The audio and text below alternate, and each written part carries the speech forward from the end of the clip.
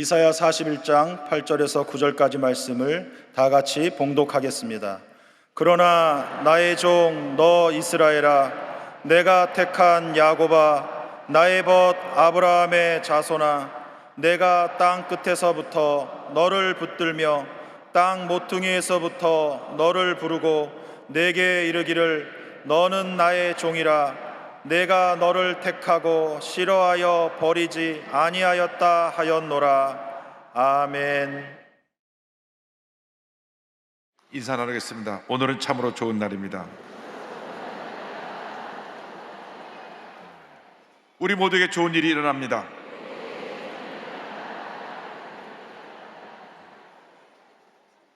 오늘 이사야서 41장 8절 9절 말씀을 본문으로 해서 나는 누구인가 이 같은 제목으로 함께 말씀의 은혜를 나누기를 원합니다. 한 번뿐인 인생을 살아가는 데 있어서 우리 모든 인생에 던져진 세 가지 질문이 있습니다. 나는 누구인가? 나는 무엇 때문에 살고 있는가? 나는 어디로 가고 있는가?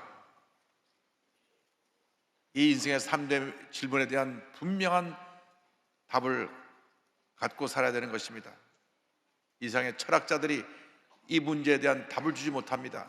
이 문제의 답은 오직 우리의 구세주 예수 그리스도로부터 발견할 수가 있는 것입니다. 예수는 우리의 길이요 진리요 생명이 되십니다. 단 한 번뿐인 인생길에서 예수 믿고 구원받아 하나님이 기뻐하시는 삶을 살아가는 여러분 모두 되기를 주님의 이름으로 축원합니다. 우리가 주님 앞에서 하나님이 기뻐하시는 삶을 살아가기 위해서는 하나님과 나와의 올바른 관계가 이루어져야 됩니다. 이사야 41장 8절은 하나님과 나와의 관계에 있어서 세 가지의 모습을 말씀하고 있습니다. 41장 8절에 성경은 말씀합니다. 그러나 나의 종 너 이스라엘아, 내가 택한 야곱아, 나의 벗 아브라함의 자손아. 여기 보니까 세 가지로 우리를 부르셨는데, 처음에는 나의 종이라 부르셨고, 그 다음에 나의 택한 자로 부르셨고, 셋째는 나의 벗 친구라 부르셨습니다. 하나님께서 우리를 먼저 하나님의 종으로 부르셨습니다. 종은 주인의 뜻에 무조건 순종하고 맡긴 일에 충성을 해야 됩니다. 종은 자기의 주관도 의지도 없습니다. 자기의 뜻도 없습니다. 주인의 뜻이 자기의 뜻이고 주인의 일이 자기의 일인 것입니다. 종은 자기의 소유도 없습니다. 주인이 베풀어주는 그러한 혜택 속에서 살아가는 것이 종인 것입니다. 그런데 우리가 예수 믿기 전에는 주인을 잘못 만났어요. 마귀의 종이 되어가지고 이 마귀가 오는 것은 도둑질하고 죽어 멸망시킨 것뿐이라 우리는 마귀의 종으로 죄의 노예가 되어서 가난과 저주, 질병, 고난 가운데 살아왔던 우리들이었습니다. 웬일인지 우리가 예수 믿고 나서 하나님의 종이 되었습니다. 신분이 바뀌었습니다. 악한 종을 만나면 제대로 대우도 받지 못하고 학대를 당하고 죽어라고 고생만 하고 버림받게 되는데, 예수 믿고 하나님의 자녀가 되어서 이렇게 우리가 복받은 인생을 살게 되었으니 우리는 첫째도 감사요, 둘째도 감사요, 마지막도 감사의 삶을 살아야 되는 것입니다. 참 좋으신 하나님이 나의 주인이 되어줘서 내 삶에 하나님의 은혜를 베풀어 주십니다. 주님의 은혜 가운데 우리 영원히 달때같이 범사되며 강건해야 되는 은혜와 축복이 임하게 된 것입니다. 하나님 우리를 종으로 부르시고 절대 우리를 버리지 아니하시고 우리를 떠나지 아니하신다고 말씀하셨습니다. 41장 9절입니다. 내가 땅끝에서부터 너를 붙들며 땅 모퉁이에서부터 너를 부르고 내게 이르기를 너는 나의 종이라. 내가 너를 택하고 싫어하여 버리지 아니하였다 하였노라. 하나님께서는 땅 끝에서 우리를 붙들고 땅 모퉁이 같은 그러한 저 멀리 적반한 환경에 있는 우리를 택하고 부르셔서 하나님의 종으로 삼으셨습니다. 우리는 아무런 꿈도 희망도 없이 절망 가운데 살아가던 마귀의 종이었습니다. 죄 가운데 태어나서 죄 가운데 살다가 죄 가운데 죽어가는 그러한 운명이었습니다. 그런데 웬일인지 하나님께서 저 땅 모퉁이 같은 척박한 환경 속에 있는 우리를 택하고 부르셔서 주님의 종으로 삼아주신 것입니다. 예수님의 십자가의 은혜가 우리를 죄 가운데 구원하고 하나님의 은혜 가운데 주님의 길을 가게 만들어 주신 것입니다. 때때로 우리가 불의하고 죄짓고 잘못된 길을 갈 때도 회개하고 돌아가기만을 우리 주님이 기다리고 계신 것입니다. 이사야 1장 18절은 말씀합니다. 여호와께서 말씀하시되 오라 우리가 서로 변론하자. 너희의 죄가 주홍 같을지라도 눈과 같이 희어질 것이요 진홍같이 붉을지라도 양털같이 희게 되리라. 때때로 우리는 죄성을 띠고 태어나서 죄성 있는 육신을 입고 있기 때문에 죄짓고 타락하기도 합니다. 잘못된 길을 가기도 합니다. 그러나 하나님은 우리의 연약함을 아시고 우리를 불쌍히 보시고 우리가 저 앞에 회개가 돌아올 때 주의 사랑의 품에 우리를 안아주시고 우리의 죄를 용서해 주시는 것입니다. 시편 103편 13절 14절은 이와 같이 설명합니다. 아버지가 자식을 긍휼히 여긴 같이 여호와께서는 자기를 경외하는 자를 긍휼히 여기시나니 이는 그가 우리의 체질을 아시며 우리가 단지 먼지뿐임을 기억하심이로다. 부모의 자식 사랑은 내리사랑입니다. 자식이 좀 잘못해도 자식이 속을 썩여도 변함없이 자식을 사랑하는 것이 부모의 마음인 것입니다. 하나님께서 주신 부모의 마음입니다. 하나님께서 우리를 그렇게 친자식같이 불쌍히 여기시고 사랑하시는 것입니다. 긍휼히 여기시는 것입니다. 잘못된 길을 갈 때도 우리를 불쌍히 여기시고 우리의 연약함을 아시고 회개하고 돌아오기를 원하고 계신 것입니다.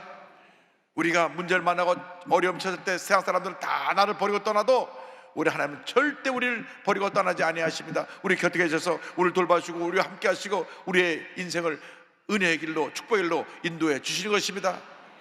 좋으신 하나님이 우리의 주인이 되셨기 때문에 우리가 주의 뜻에 순종하고 주의 뜻대로 살기만 하면 하나님께서 우리에게 복을 내려주십니다.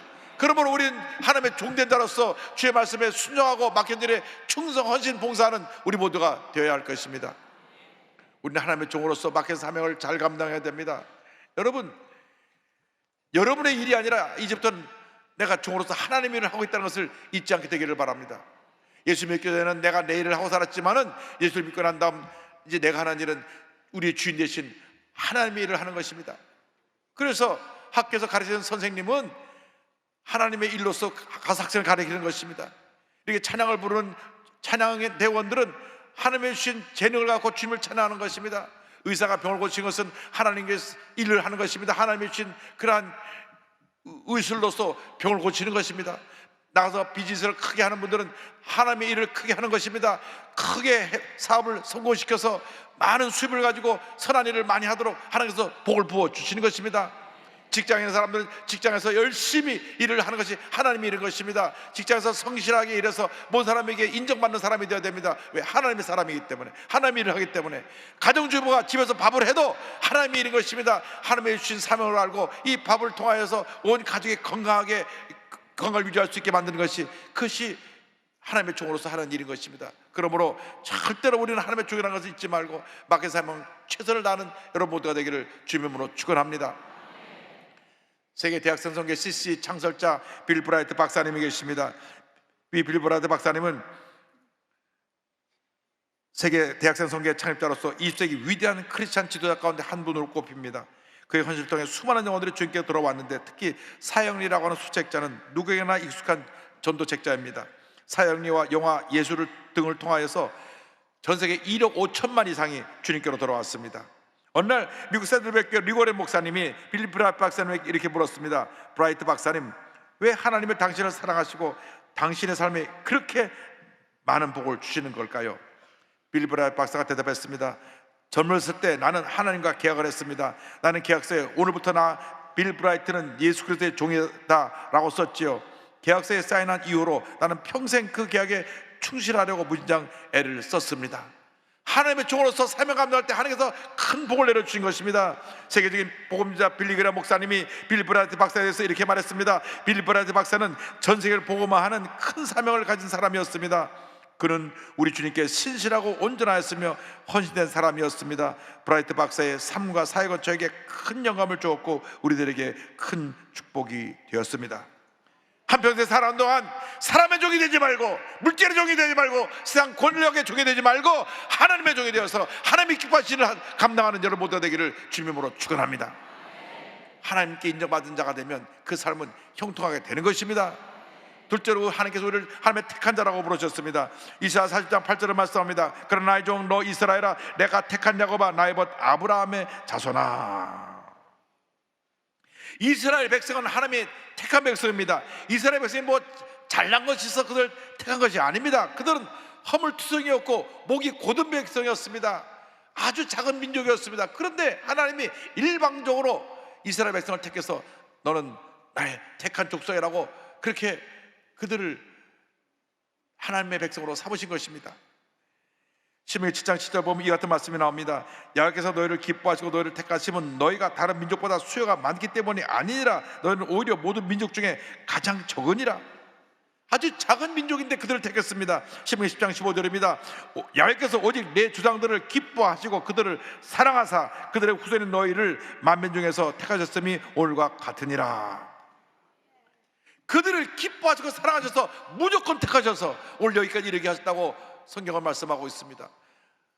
우리가 그렇게 택함을 받은 것입니다. 우리가 뭐 자랑할 구석이 있어서 하나님을 택한 것이 아닙니다. 우리도 이스라엘 백성과 똑같습니다. 허물투성이고 목인 고든 백성이고 늘 교만하고 자기밖에 모르는 그러한 부족하고 연약한 존재인데 하나님이 무조건 우리를 택하시고 구원해 주신 것입니다. 하나님의 일반적인 사랑으로 우리를 택하고 구원해 주신 것입니다. 그런데 에베소 1장 4절 보면 더 놀라운 말씀이 나와 있습니다. 곧 창세전에 그리스도 안에서 우리를 택하사 우리로 사랑 안에서 그 앞에 거룩하고 흠이 없게 하시려고. 창세전에 예수 그리스도 안에서 하나님이 예정하셨습니다. 우리를 택하기로 예정하셔서 우리가 이 세상에 태어나기 전부터 우리를 일방적으로 사랑하시고 우리를 택하셔서 우리를 구원해 주신 것입니다. 이 얼마나 놀라운 하나님의 은혜입니까?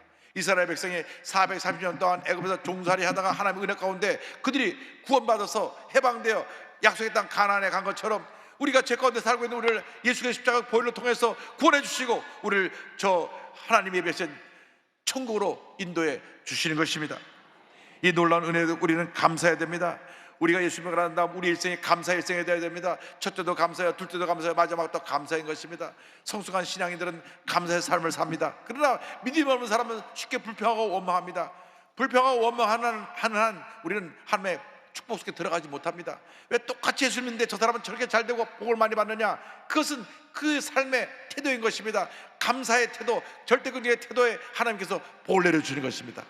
그러나 예수를 믿으면서도 옛사람의 모습을 버리지 못하고 늘 부정적으로 생각하고 부정적으로 말하고 쉽게 불평하고 원망하는 사람들은 하나님이 복을 줄 수가 없습니다. 여러분, 음식의 그릇에 곰팡이가 있는데 어떻게 새 음식을 담아줄 수가 있습니까? 깨끗이 그릇을 닦고 비워놔야 거기에 음식을 주는 것처럼 우리 마음속에 부정적인 생각에 곰팡이들이, 원망, 불평들이 사라져야 될 것입니다. 그때 하나님께서 우리에게 은혜를 베풀어 주십니다. 그런데 성경을 보니까 내가 택한 야곱아라고 말씀했습니다. 야곱이라는 말은 사기꾼입니다. 사기꾼 같은 야곱을 택하셔서 이스라엘의 조상으로 세운 것처럼 사기꾼 같은 여러분을 택해서 하나님의 귀한 자로 만들어주시고 우리에게 복을 내려 주시는 것입니다. 우리 모두가 잘난 구석이 하나도 없습니다. 교만하고 늘 자기 주장만 앞세우고 아무것도 안 돼 혈기를 부리고 다투고 미워하고 상처를 주고받는 그런 우리들인데 하나님이 우리를 택하셔서 내가 너를 사랑한다, 내가 너를 택하고 내가 너를 싫어해 버리지 않는다, 이렇게 우리에게 은혜를 베풀어 주신 것입니다. 얼마나 우리를 사랑하시는지 하나님의 독생자 예수님을 십자가 달려 죽게 하시고 우리의 죄를, 모든 죄를 예수님 십자가에서 다 청산하게 하시고 우리를 구원하여 주셔서 하나님의 자녀 삼아 주셨습니다. 이 놀라운 은혜에 우리 첫째도 감사해요, 둘째도 감사해요, 마지막도 감사해요. 한평생 감사로 살아가는 우리 모두가 되기를 주님으로 축원합니다. 셋째로 우리를 하나님의 친구로 부르셨습니다. 8절에 성경은 말씀합니다. 그러나 나의 종로 이스라엘아, 내가 택한 야곱아, 나의 벗 아브라함의 자손아. 하나님은 이스라엘을 종으로 부르시고 택한 자로 부르시고 벗 친구로 부르셨습니다. 하나님께서 우리를 예수 믿고 난 다음 하나님의 종으로 부르시고 또 하나님의 택한 자로서 우리에게 복을 주시고 그 다음 하나님의 친구로 만들어 주셔서 한평생 하나님과 동행하는 삶을 살게 만들어 주셨습니다. 참된 친구는 진실과 사랑으로 이루어지는 것입니다. 늘 마음을 털어놓고 얘기할 수 있는 친구가 참된 친구입니다. 이 세상을 살아온 동안에 우리가 마음 터놓고 믿을 만한 친구가 있다는 것은 얼마나 큰 복인지 모릅니다. 요즘 믿을 사람이 하나도 없는 것 같아요. 뉴스를 보면 그래 갖고 온 사람들이 다 법정에 나가서 이 사람이 문제가 있다고 얘기를 합니다. 믿고 얘기해 준 얘기를 또 다 가서 얘기합니다. 왜? 자기가 큰 어려움을 당하게 되니까 가까웠던 친구를 배신하게 되는 것입니다. 그렇습니다. 그게 세상 사람들이 그렇습니다. 세상 사람들은 우리가 믿고 모든 걸 털어놓고 맡길 수 있는 대상이 거의 없습니다. 하나님이 우리의 친구가 되어 주셔서 우리가 모든 걸 마음을 터놓고 저에게 맡길 때 우리 함께 하시고 우리를 돌보시고 우리에게 은혜의 은혜를 더해 주시는 것입니다. 하나님은 변함이 없으신 하나님이십니다. 사랑의 하나님이십니다. 진실의 하나님이신 것입니다. 하나님을 믿고 의지하고 주님과 영적으로 교제하며 믿음으로 날마다 성숙하게 되기를 바랍니다. 여러분 어떻게 하나님과 교제합니까? 하나님의 말씀을 통하여 우리가 하나님과 교제하는 것입니다. 늘 말씀을 묵상할 때 주님의 음성을 들을 수가 있습니다. 말씀을 붙잡고 기도할 때 주님께서 우리에게 성령을 통해서 속삭여 주시는 것입니다. 우리가 주 앞에 예배 드릴 때 하나님께서 예배를 기뻐 받으시는 것입니다.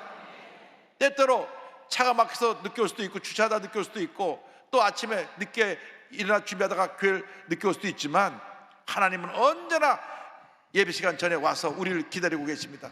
왜냐? 예배를 기뻐하시기 때문에.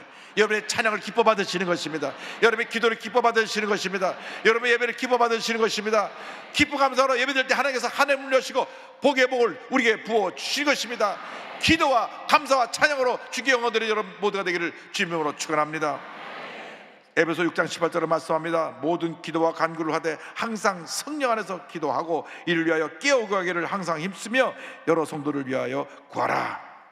우리가 깨어 기도하며 찬양하며 힘써 주님을 할 때 하나님께서 우리의 친구가 되어서 한평생 우리와 동행하며 복의 복을 더하여 주시는 것입니다. 그런데 나의 벗 아브라함의 자손아, 성경은 말씀합니다. 우리가 예수 믿는 그 순간 아브라함의 복을 이미 우리에게 주셨다고 하는 것을 말씀하고 있습니다. 아브라함의 복이 창세기 12장 2절 3절에 설명되어 있습니다. 내가 너로 큰 민족을 이루고 내게 복을 주어 내 이름을 창대하게 하리니 너는 복이 될지라. 너를 축복하는 자에게는 내가 복을 내리고 너를 저주하는 자에게는 내가 저주하리니 땅의 모든 족속이 너로 말미암아 복을 얻을 것이라 하신지라. 너는 복이 될지라. 너는 복이 될지라. 복이 될지라. 주님 말씀하셨습니다. 예수 믿는 순간 우리는 복덩어리가 되었습니다. 예수 믿기 전에는 가난과 저주와 절망과 상처, 슬픔, 고통 속에 살았지만 예수 믿고 나서 모든 절망에서 노예남 받게 되고 우리가 복덩어리가 되어서 하나님께서 우리가 하는 모든이 형통하게 만들어 주시는 것입니다. 하나님 뜻대로 살기만 하면 하나님의 종으로서 말씀에 순종하고 말씀 충실히 지켜 행하며 주님 뜻대로 살아갈 때 하나님께서 복을 내려주십니다. 왜? 우리 복덩어리이기 때문에 우리가 가는 것마다 복이 따라오는 것입니다. 우리가 복을 따라가면 복을 잡을 수가 없지만 우리가 주님을 바라보고 나가면 복이 뒤를 따라오는 것입니다. 마치 우리가 태양을 등지고 가면 늘 그림자가 내 앞에 있지만 그림자를 잡을 수가 없어요. 늘 태양을 등지고 가는 한 그림자가 앞에 있으니까. 그러나 우리가 의의 태양 대신 하늘만 바라보고 나가면 그림자가 뒤를 따라오는 것처럼 복이 우리 뒤를 따라오는 것입니다. 여러분 모두가 복받은 인생을 살기를 주님의 이름으로 축원합니다. 하나님의 종으로서 하나님의 택한 자로서 하나님의 친구로서 한평생 주님을 섬긴 우리 장계려 박사님을 소개하기 원합니다. 며칠 전에 서점에 나갔더니 장계려 박사님을 기리며 장계려 평전이라고 하는 책에 나온 것을 보고 제가 책을 사왔습니다. 이 책을 다시 살펴보면서 장계려 박사님을 생각하며 큰 감동을 받았습니다. 1911년 10월 5일 북한 용천군에서 태어나 1995년 12월 25일 성탄절 날 부산 병원 옥탑방에서 천국에 가십니다. 북한의 박사 공동 1호, 한국 최초의 간 대량 절제 시술 성공, 국내 최초 의료보험인 청십자 의료보험 도입, 의료보험을 제일 처음으로 만든 분이 저분입니다. 지금 우리나라가 의료보험이 세계에서 제일 잘 되어 있는데요. 그는 이와 같은 큰 일들에 대해서 의료사에 큰 획을 그은 존경받는 의사였습니다. 그러나 사람들의 기억 속에 남게 된 것은 이러한 성공을 마다하고 평생 주님의 사랑을 실천하며 가난하고 절망에 처한 자들과 삶을 같이 했기 때문인 것입니다. 평북 용천 출신의 장 박사님은 일제강점기에 경성의전, 지금 서울대 의대를 졸업하고 평양의대와 김일성 종합대학 교수로 재직하다가 6.25 전쟁이 일어나고 나서 1950년에 부인과 5 남편을 북한에 남겨놓고 둘째 아들과 함께 월남합니다. 그는 늘 이런 고백을 했습니다.